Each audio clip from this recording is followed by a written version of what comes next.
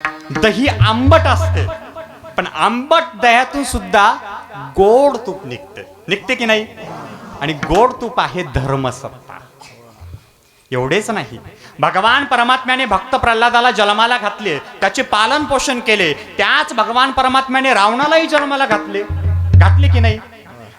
शेवटी संपूर्ण कुळासहित रावण संपवला. ही सुद्धा देवाची सत्ता आहे. एवढेच नाही, भगवान परमात्म्याने पांडवांना जन्माला घातले, अत्यंत सद्गुणी बनवले. काही दिवसानंतर त्यांचे राज्य परत मिळवून दिले. त्याच भगवान परमात्म्याने दुर्योधनालाही जन्माला घातले, अत्यंत दुर्गुणी बनवले.